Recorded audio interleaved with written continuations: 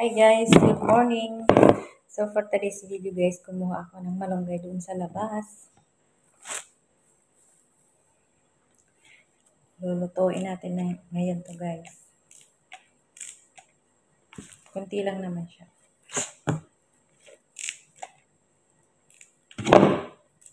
Ganyan lang guys paghimo. Ano ba yung Tagalog ng paghimo? Pagtanggal ng mga ganito. Ano yan? Pagtanggal ng mga ganyan guys. Ano ba tawag yan? Parang mga ano ba? Dogi-dogi. Dogi. Sa Bicol guys kasi ano ba yan? Nahirapan ako mag-Tagalog.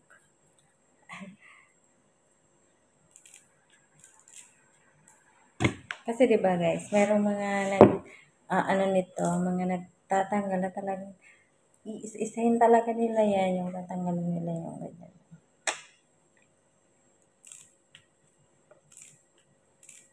Yung mga maliliit-liit na tangkay, yun. Maliit na tangkay. So ako, hindi ko na yan masyadong tinatanggal. Ganyan lang kasi malambot naman yan eh. Pag naluto yan, malambot na yan. 'Di ba? Saka may sustansya din yan. O, ganyan lang. O 'di ba? Bilis lang. Mabilis lang yan. Tapos, huhugasan natin yan ng maigi.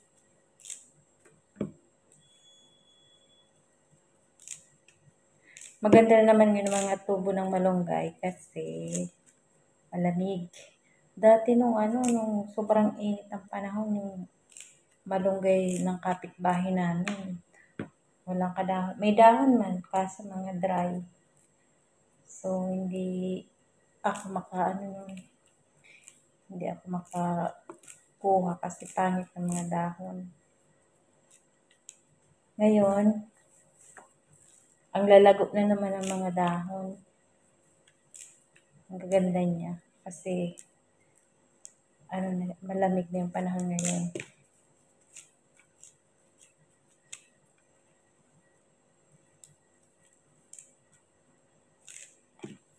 Ko lang to, igigisa ko lang siya. Ganun lang naman ang ginagawa ko dito guys. Kasi, gusto ko sana yung yung lalagyan ng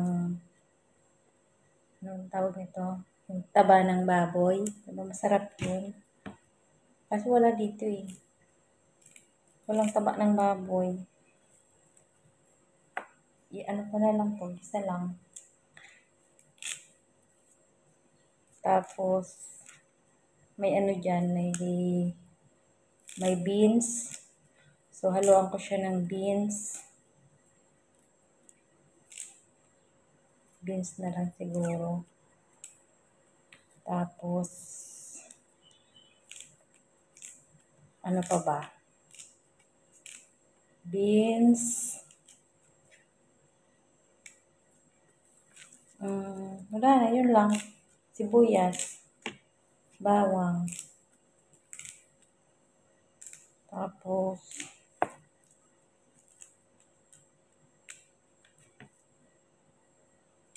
may kanin. Yun. Sarap yun, di ba? At least natin, ma-enjoy natin yung lasa ng malunggay. Kasi, syempre, pag hinaluan natin ng, halimbawa, ng manok, malalasahan natin yung manok. Di ba? Ito, kung lalagyan natin kung ito lang malunggay, tapos, yung beans. So, lang, pure gulay lang, di ba? At least, mas healthy yun.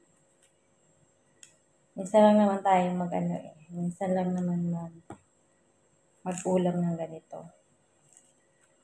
So, okay lang kahit walang halong baboy or chicken. Meron naman chicken dyan, kaya lang, syempre, halos araw-araw naman na chicken yung ulam namin dito. So, para maiba naman sa panlasa, ito lang, malunggay. Malunggay na may Baguio beans.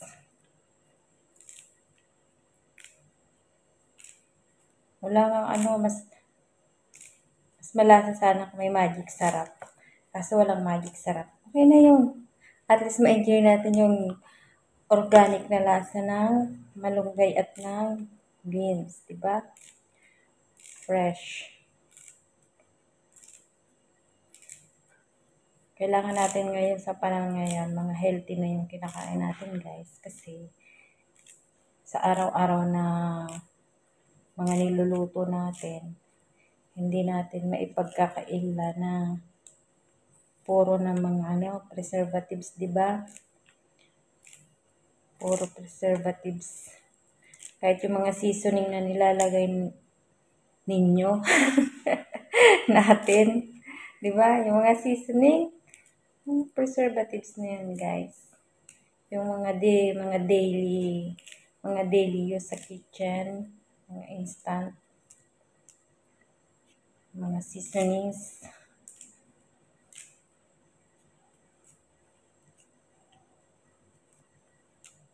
So, kaya kahit minsan, ito lang gawin natin. Pure vegetables with bisa black pepper, onion, garlic, kunting kamatis, ayan, garlic, pepper, tapos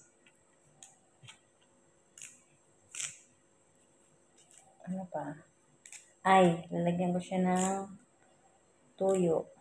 Instead na asin, lagyan natin siya ng toyo. Hindi yung toyo ko guys hindi yung toyo ng utak. Yung soy sauce. Okay, so tapos na. Hugasan natin to ng maigi. Tapos meron doon beans. Kuha ko ng beans.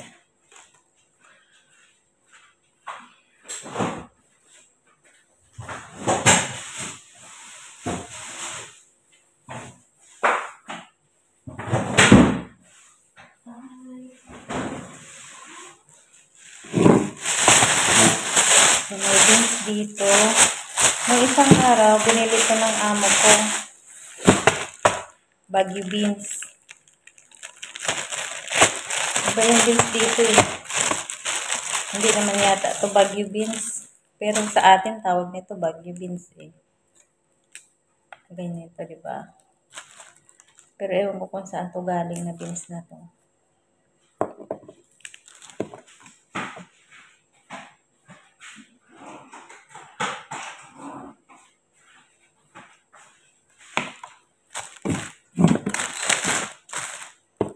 Ayan.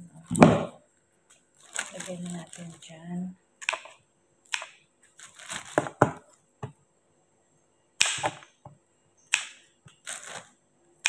Tanggalin natin yung mga dulo-dulo na yan. Ganito guys, Siyempre tatanggalin, di ba? Pero alam mo nyo pa guys, yung amo ko, yung mga ganyan, ayaw yan tanggalin. Papalinisan lang yan ng maigi. Kasi makakain pa daw yan.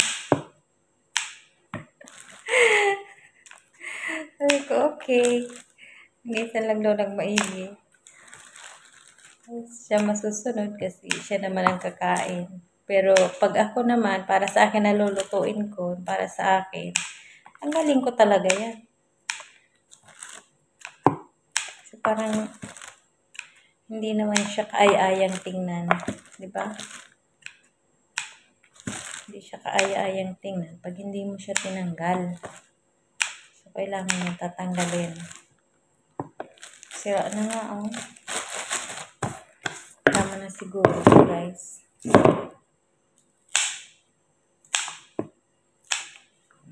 Yan. Hati-hatiin lang natin yan. Then, hugas. Diba? Ganito lang yan.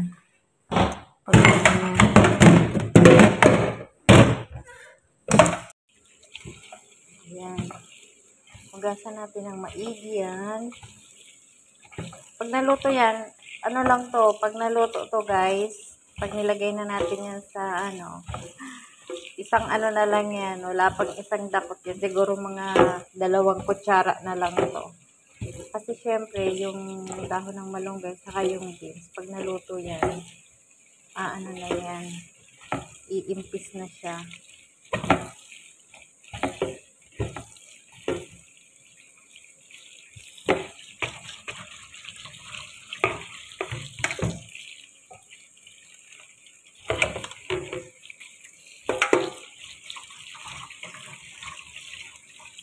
Siguro yan.